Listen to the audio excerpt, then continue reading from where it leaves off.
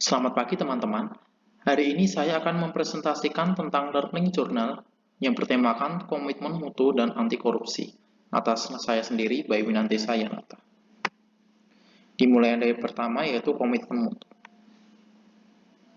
Di sini saya akan menjelaskan tentang konsep efektivitas, efisiensi, inovasi, dan mutu.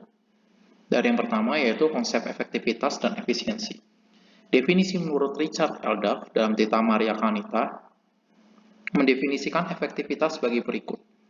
Efektivitas organisasi berarti sejauh mana organisasi dapat mencapai tujuan yang ditetapkan atau berhasil mencapai apapun yang coba dikerjakannya. Efektivitas organisasi berarti memberikan barang atau jasa yang dihargai oleh pelanggan. Efisiensi organisasi adalah jumlah sumber daya yang digunakan untuk mencapai tujuan organisasional. Efisiensi organisasi ditentukan oleh beberapa banyak bahan baku, uang, dan manusia yang dibutuhkan untuk menghasilkan jumlah keluaran tertentu. Efisiensi dapat dihitung sebagai jumlah sumber daya yang digunakan untuk menghasilkan barang atau jasa. Lanjutannya, konsep inovasi. Inovasi muncul karena adanya dorongan kebutuhan organisasi atau perusahaan untuk beradaptasi dengan tuntutan perubahan yang terjadi di sekitarnya. Perubahan bisa dipicu antara lain oleh pergeseran selera pasar, peningkatan harapan dan daya beli masyarakat, pergeseran gaya hidup, peningkatan kesejahteraan, perkembangan ekonomi, pengaruh globalisasi, serta kemajuan ilmu pengetahuan dan teknologi. Mutu mencerminkan nilai keunggulan produk atau jasa yang diberikan kepada pelanggan atau customer sesuai dengan kebutuhan dan keinginannya, dan bahkan melampaui harapannya. Mutu merupakan salah satu standar yang menjadi dasar untuk mengukur capaian hasil kerja.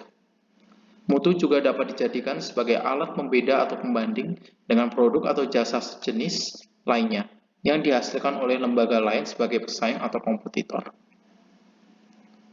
Manajemen mutu terpadu. Ghosh dan Davis mendefinisikan manajemen mutu terpadu atau Total Quality Management atau disingkat dengan TQM terdiri dari atas kegiatan perbaikan berkelanjutan yang melibatkan setiap orang dalam organisasi melalui usaha yang terintegrasi secara total untuk meningkatkan kinerja pada setiap level organisasi.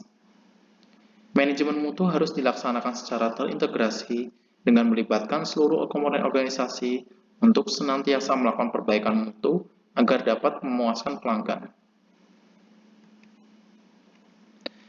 5 pilar TQM atau Total Quality Management. Di sini bisa dilihat pada gambar, terdapat 5 pilar dari TQM, yang di tengah adalah organisasi, sedangkan yang di sekelilingnya adalah produk, pemimpin, proses, dan komitmen. Kelima pilar di samping memiliki keterkaitan dan ketergantungan yang tinggi. Organisasi merupakan pilar tengah yang membuat kerangka kerja berorientasi mutu. Produk yang bermutu sebagai hasil kerja organisasi diperoleh melalui proses yang bermutu pula, dengan didukung komitmen tinggi dari seluruh komponen organisasi. Organisasi tentu tidak akan dapat mencapai target kelembagaan secara efektif, efisiensi, dan inovatif tanpa ada pemimpin yang kuat dan kredibel. Pendekatan inovasi di sini ada 4, yaitu dari penemuan, yaitu dengan cara mengkreasikan suatu produk, jasa, atau proses yang belum pernah dilakukan sebelumnya. 2. Pengembangan, yaitu dengan cara mengembangkan produk, jasa, atau proses yang sudah ada. 3. Duplikasi, yaitu dengan cara menirukan suatu produk, jasa, atau proses yang sudah ada. Duplikasi di sini bukan semata-mata meniru, melainkan menambahkan seutuhnya secara kreatif untuk memperbaiki konsep agar lebih mampu memenangkan persaingan. Yang keempat adalah dengan cara sintesis, yaitu dengan cara perpaduan konsep dan faktor-faktor yang sudah ada menjadi formulasi baru. Proses ini meliputi pengambilan sejumlah ide atau produk yang sudah ditemukan atau sudah dibentuk sehingga menjadi produk yang dapat diaplikasikan. Membangun komitmen mutu dalam penyelenggaraan pemerintahan. Yang pertama yaitu mengobservasi, mengidentifikasi, dan mendeskripsikan fenomena empirik secara faktual terkait mutu kinerjanya aparatur dalam memberikan layanan kepada masyarakat. Memberikan penilaian objektif terkait tingkat tanggung jawab aparatur dalam memberikan layanan publik. Lalu mendeskripsikan tindakan kreatif yang dapat diwujudkan oleh aparatur dalam memberikan layanan kepada publik sesuai dengan tugas dan perannya masing-masing. Kemudian menganalisis kendala terkait belum terwujudnya kreativitas kerja aparatur dalam mewujudkan inovasi layanan yang berkomitmen terhadap mutu.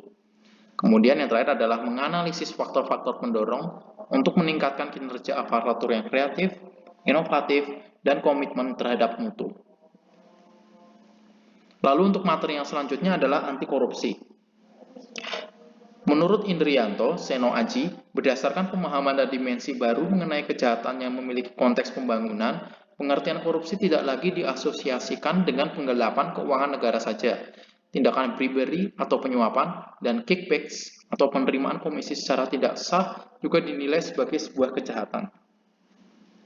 Dampak dari korupsi di sini ada 4 dampak, yaitu dilihat dari sisi tata ekonomi, pemborosan sumber-sumber, larinya modal ke luar negeri, gangguan terhadap perusahaan, dan gangguan penanaman modal. Lalu dilihat dari sisi tata sosial budaya, di sini bisa dilihat adanya revolusi sosial dan ketimpangan sosial. Lalu dilihat dari sisi tata politik, ketidakstabilan politik, pengambil alihan kekuasaan, hilangnya bantuan luar negeri, hilangnya kewibawaan pemerintah. Itu merupakan salah satu dari dampaknya. Lalu dari dampak dari sisi tata administrasi, yaitu tidak efisien, kurangnya kemampuan administrasi, hilangnya keahlian, hilangnya sumber-sumber negara, keterbatasan kebijaksanaan pemerintah, dan pengambilan tindakan-tindakan representatif. Ciri-ciri korupsi. Yang pertama yaitu dilakukan oleh lebih dari satu orang. 2. Merahasiakan motif atau ada keuntungan yang diraih. 3. Berhubungan dengan kekuasaan atau kewenangan tertentu. 4. Berlindung di balik pembenaran hukum. 5. Melanggar kaidah kejujuran dan norma hukum. 6. Mengkhianati kepercayaan. Pencegahan korupsi di sini dibagi menjadi 2. Yang pertama yaitu perbaikan sistem. Yang pertama yaitu peraturan perundangan, reformasi birokrasi, menegakkan etika profesi dan tata tertib lembaga, dan penerapan prinsip good governance. Lalu dari sisi perbaikan manusia, yang pertama yaitu memperbaiki moral, meningkatkan kesadaran hukum, mengentaskan kemiskinan, dan memilih pimpinan yang bersih, jujur, dan anti korupsi. Nilai-nilai dasar anti korupsi yaitu kita harus jujur, peduli, mandiri, disiplin, tanggung jawab, kemudian kerja keras, sederhana, berani, dan adil.